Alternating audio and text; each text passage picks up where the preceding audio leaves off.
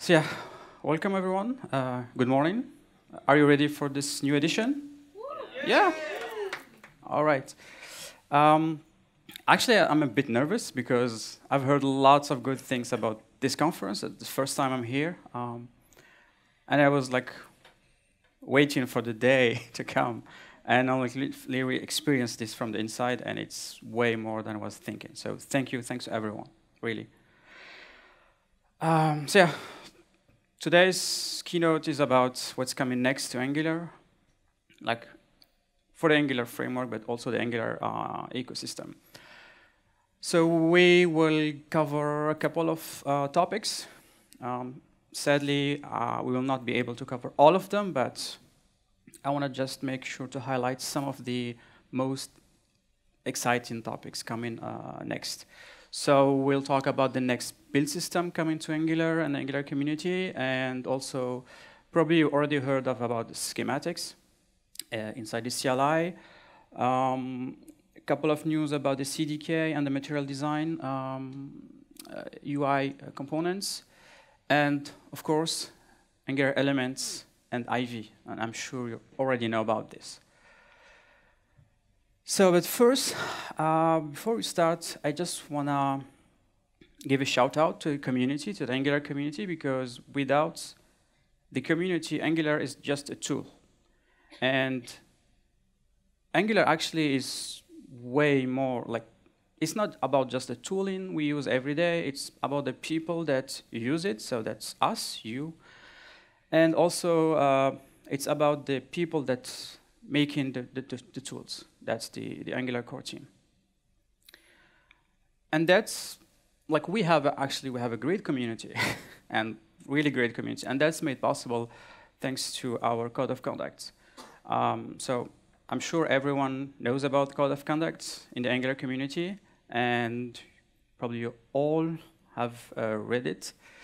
So please be respectful to others, as Carmen said.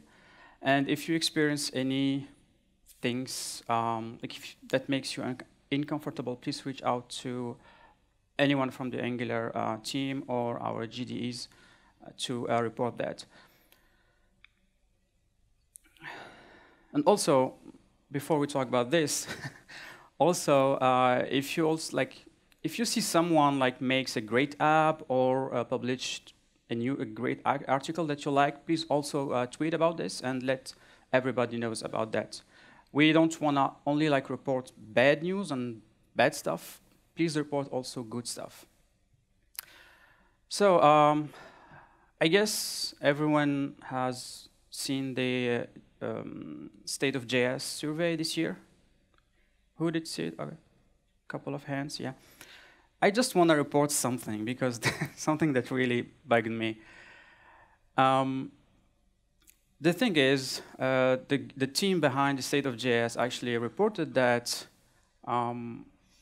Angular was falling, actually, the fall of Angular, and most people, many developers are leaving the Angular community and leaving the Angular framework. But that's actually, I mean, that's coming from from the team who built the State of JS.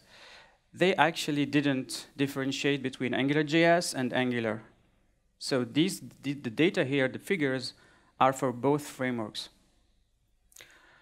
So for me, it was like fake news because it's bias, actually. It doesn't reflect the true, the real state of Angular currently. And it also, they clearly reported the fall of Angular. So is really Angular falling? I mean, when you look at the stats this is from Stack Overflow.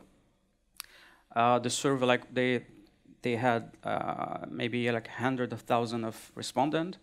And you can clearly see that Angular is one of the most popular topics on Stack Overflow. So it could be for bad reason or good reasons. But people are using it. That's what matters. If it's good, we're happy. If it's bad, we're going to fix that. Also, from Crunchbase, they showed that Angular was the most popular framework that seed startups and early-stage startups are using. So that's really great news for the Angular community. And just recently,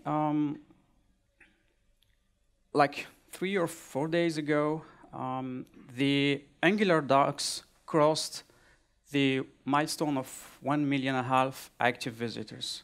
So I just want us to upload and thank all the community, because without the community, this won't be possible. So please upload everyone, make you everyone. Thank you.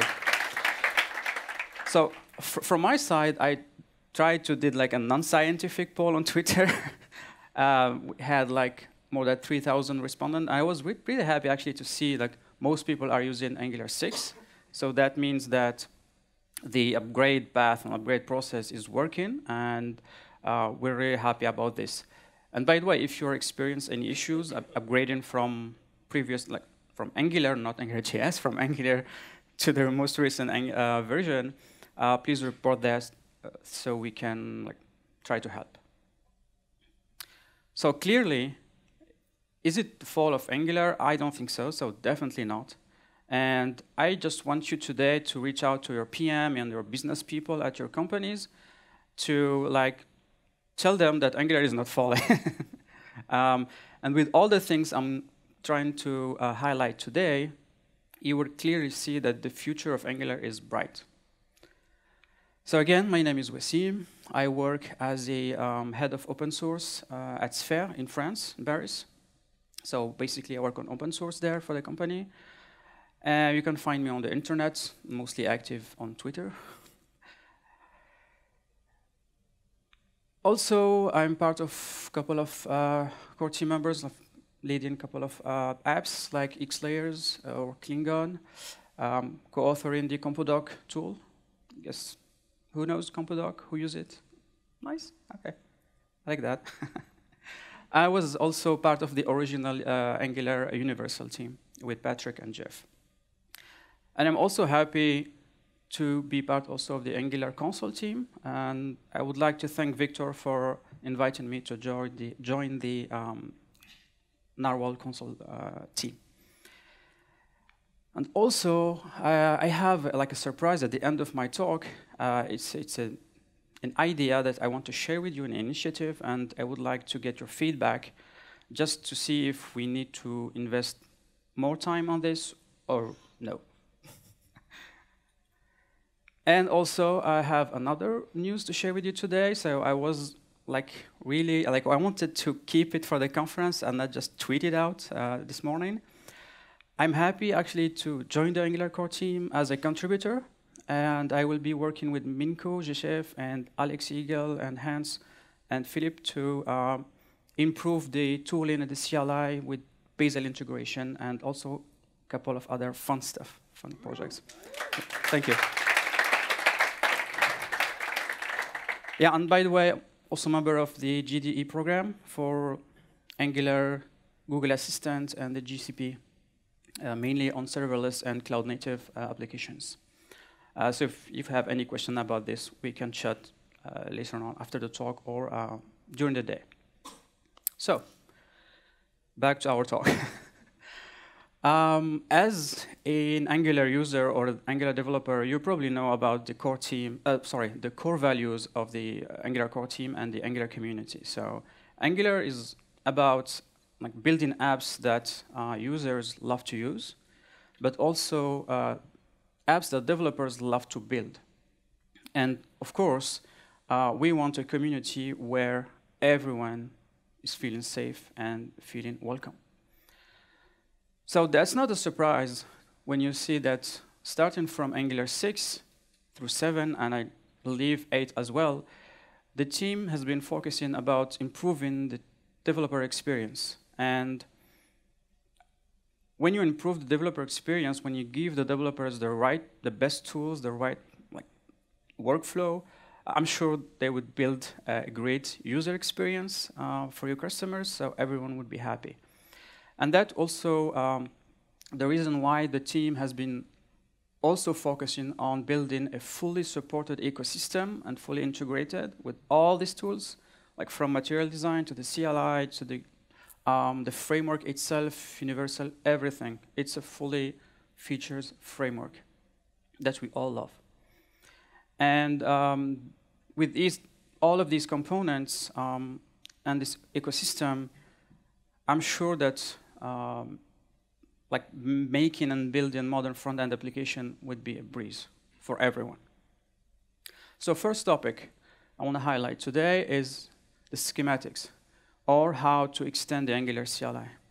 So basically, like, who's using the Angular CLI in the audience? Like, okay, so maybe like 70% of the room. For the other people, I highly recommend you using it because it's really like makes you really productive.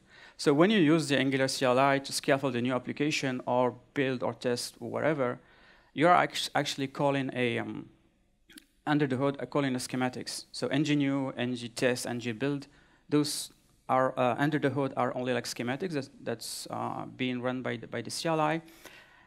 And what's good about schematics is the CLI gives you the default behavior of the schematic. For instance, ng-generate will generate a component that comply with the Angular style guides and best practices. But if you want, you can extend that behavior with your own, or even you can replace it. For instance, if you want to build a like you work for a company and you have like internal guidelines, internal best practices that you want to enforce, you can create your own schematics. Or for instance, if you want to like connect to a server, get a schema, and then generate a component based on what the server is telling you, you could do that also. So schematics are basically like a plugin system for your CLI.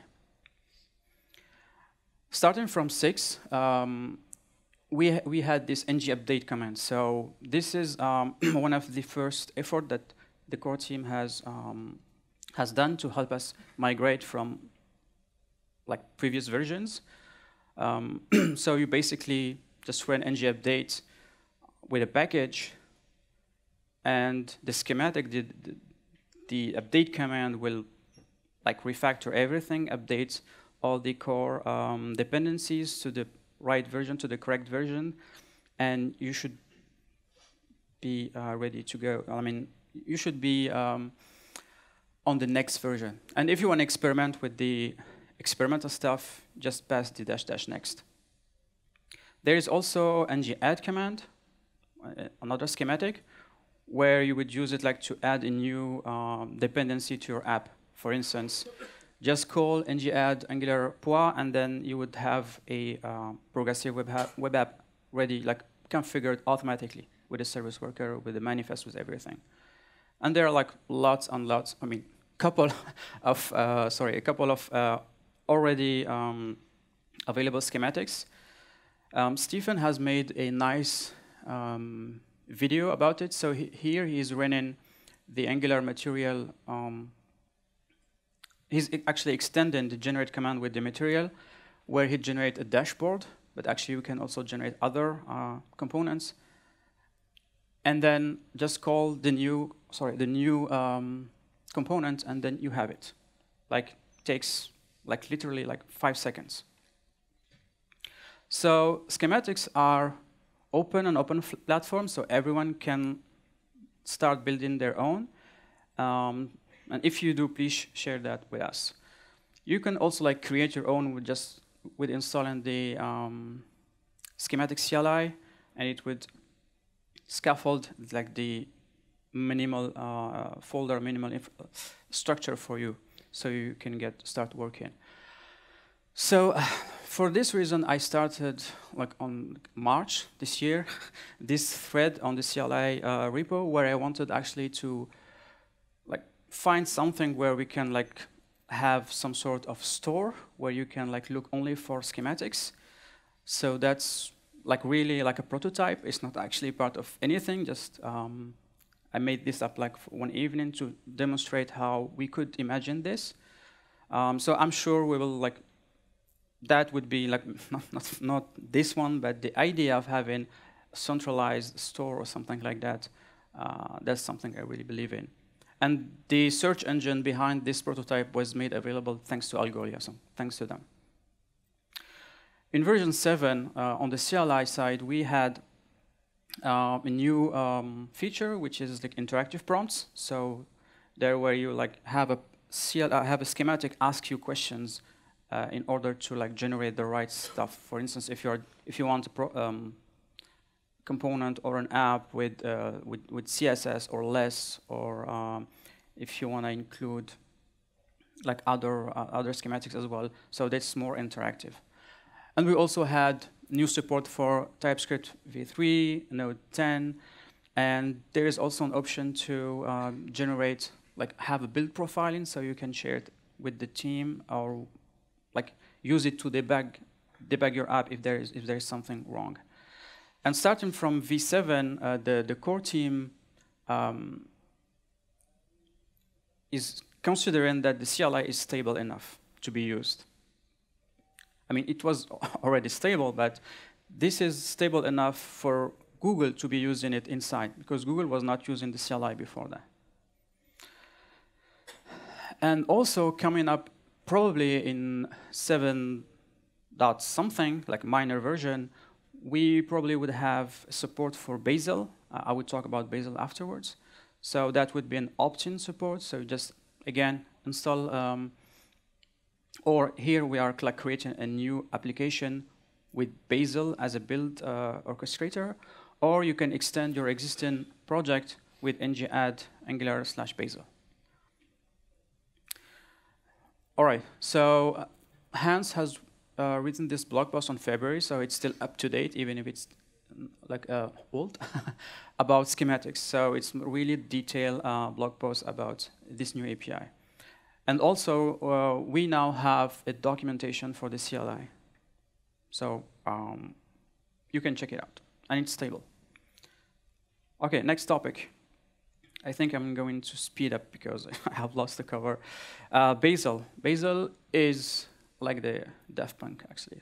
Okay, so Bazel is it's an open source tool. I mean, it's a tool that's been used by Google for like a decade internally, and they decided to open source it. It's basically a build system that is like really fast. It has like fully incremental builds, and it's also capable of using like local and distributed caching, and even build locally, but even remotely on the cloud. You can use it with, like, it's mainly used in Java ecosystem, but you can use it to build any, or actually these technologies, and even TypeScript, which is supported by the core team, Angular core team. So for Angular specifically, you basically provide a couple of configurations file and tell Bazel how you want to build your app, and then let Bazel do the rest for you. So for instance, Bazel actually would create an AST, a graph in memory of your app, of the whole dependencies, like your app, but even everything you have in node modules. So it's really a hermetic, like I say, a build system. So you have the guarantee that the build will be the same, whatever like the machine you're using or the environment you're using. So it will build this actual graph of your app, and then it will only rebuild the files that have changed, not the whole graph. That's why it's fast. And because it has this graph, actually it's able to distribute it like on different machines and even on the cloud. So this actually like is the Hello World application, so it always works. But this is a real application I've worked on for my previous client. So actually, like, you need really to zoom in order to see all the files. And this is a great example actually of like why you want to use Bazel. Because when you have this app, by the way, this app like took 10 minutes to build and like 25 minutes to test. So we really needed to have Bazel on this. And the good news is like Angular itself is built with Bazel, but also the Angular dependencies like CLI and material design. So I was talking earlier about the schematics on the CLI. So for now, it's still experimental. So I provide you with the link to the repo, experimental repo up there. But basically, you would, I mean, this schematic will do this for you, but if you want to do it by hand, you could reconfigure the build architects in your Angular JSON and then provide different build Bazel files for each package. So the roadmap for Bazel is the following. I'm not going to read it, but it's almost finished. So the team has managed to use like remote execution builds and also caching. So the next step would be to provide the integration with the CLI as an opt-in support. If you're interested in Bazel or your company interested in trying out Bazel, please reach out to Alex Eagle or just follow this link. I will share the slide after my talk. All right, next topic. I really need to hurry up because I have only 10 minutes left. So CDK and material design. So who's using material design? Okay, let's say like, okay, half of the room. So if you're using, for those who are using material design, you're probably like, all of you are using like the provided components that like help you like be productive when you're building your UI. And the material team have been actually thinking about this, and what they did is like to make it more productive, like they extracted the behavior of each component into what they call a CDK, component dev kit. So these are like logic, like behaviors of the components without the UI. So you will get to provide your own CSS, your own UI on top of this behavior. So you don't want to re-implement for the like 10th time a drag and drop behavior or a scroll or virtual, whatever it is. And also, it already started, but material design is getting new, like fresh up with the new fresh material specs from this summer. So they are like slightly small changes in the UI. Jeremiah has written a complete blog post about CDK this year. So if you're interested how things are working internally, you can check them out. Next topic. Usually, actually, like I do some pauses between each topic, but now I'm hurrying. Next topic is Angular elements. That's one of the hottest topic actually currently with IV. So elements, for those of you who already know web component specification, so web component specification provide like 4 specifications. These are the 3 of them, and then the 4th one is custom elements. So custom elements, basically you create your own element, HTML element, and use it in your browser. So with element, like Angular elements, the experiment or the idea is to create your component with Angular and then package it as a custom element. So then you can use it elsewhere, like inside Angular or outside Angular. I have this joke actually. Can you tell me, like, can you spot where is the Angular element in this burger menu, like recipe? Okay, since we don't have much time, actually you can't, because from the outside there are custom elements. From the browser perspective, like the browser only sees custom elements, HTML elements. It doesn't care about the internal implementation. So from the outside, it's only HTML elements, web standards. But from the inside, it's actually an Angular runtime with Angular like APIs and everything. So to get an Angular element package, you just, like for now, the current API is to call the create custom element function, and then register it as a like pop-up element here, and then you can just use it outside. Rob has given really a good talk about this at ngconf, so I highly recommend you to watch it. So the roadmap for elements is done, so it's available now, so we can like start playing with it. And of course, it's still like kind of experimental, so please report any issue you could find. IV. the next hot topic. So I will try to summarize what's happening with Ivy. So basically, Ivy is the new Angular renderer or runtime. So like the idea behind Ivy is to re-implement the internal of Angular compiler. So that's like from our perspective as a developers, nothing would change, but from the internal, everything will like be re-implemented for these reasons actually. So we want actually the Angular apps to have a small, like the smallest size ever possible, and also have a simpler or comprehensive stack traces. I mean, every Angular developer like knows what I'm talking about. And also faster compilation.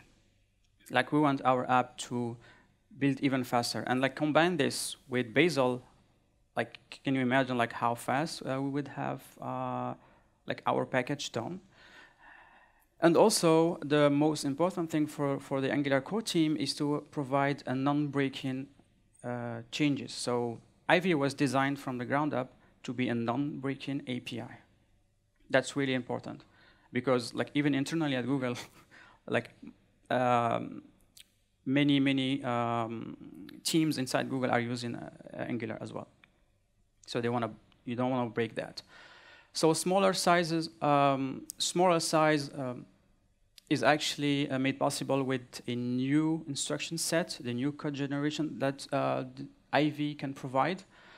So basically, in these two files, like the right one is the actual component, and the left one is the code that's output by Ivy. So, and also it's human readable. If you ever like opened an engine factory before, it's really not for humans to read. Smaller size is also made possible with a tree shakeable features. So every primitive of Angular, like pipes, square, listeners, all of these are with Ivy would be tree shakeable. So that means that if you're, for instance, not using ngif in your templates, these ngif would be like removed from the final package, which would reduce the size.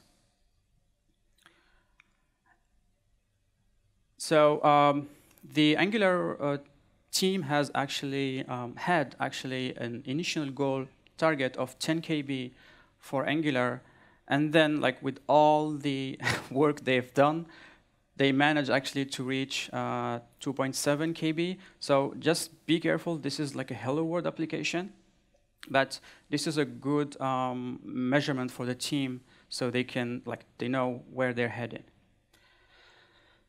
And when it comes to faster compilation, this is actually made possible thanks to like incrementality, thanks to locality. I stole this sentence to Alex. This means that the build time of your app, like when you have like a huge app, the idea is that your build time should not be actually proportional to the size of your app, but the size of your changes you make. Is that clear? Okay. So that's also the promise of Bazel, by the way. Bazel is only capable of building what's changed, and Ivy would also have the same behavior, and that's made possible thanks to locality, which means that every and each component, an Angular element, would be like self-contained and has everything it needs to be used by itself, like even without ng modules. So in the future, I don't know when, but in the future, ng modules would be optional. That's a great. So you would like lazy load your component without requiring the whole module, because modules and ng modules are not tree shakeable, whereas this is possible. Okay, so non-breaking changes. Again, I've said it. Angular is used by more than 600 apps and teams inside Google. Firebase, GCP, Analytics, Google Express, all of them are using Angular. So the Angular team don't want to break Angular, because they would have like really hard time to fix all these issues. So with Ivy, the roadmap is The runtime and the template compiler are done. The implementation is done. And the next step, and the current step actually is it's the validation phase by teams at Google. And then we should expect this, expect Ivy to land in when it's ready, actually. But my opinion is, since Ivy was designed from the ground up as a non-breaking API, we should have this in any minor version, not only major. Again, Alex has given a talk this year at Angular Connect about the internal of Ivy. Please check it out. So we've covered these topics today, like faster build with Bazel, and of course also faster compilation with Ivy. Lots of components and CDKs would be made available by the material team. Please use schematics and share them with us. And also stay tuned for Angular elements. So the future of Angular is really like smaller packages, faster build time, and also easier developer experience. So I have maybe 2 seconds to talk about the initiative I told you at the beginning. So from what all of everything I see from the community, like the Vue community, Angular, React, everyone saying, okay, Angular is better, React is better, and blah blah blah, and even at work. So I thought about it. I was thinking, why actually not have a website or an app where you could get recipes for the 3 frameworks? So how you implement authentication or file uploads or drag and drop in each technology, have an objective comparison, no trolling, nothing like that. So if this is something you're interested in, so I only actually bought the domain name, there is nothing. There's only landing page. So if you're interested in this, please reach out to me so we can have community-driven recipes. Everyone should be happy. All right, so that's all for me today. So thank you.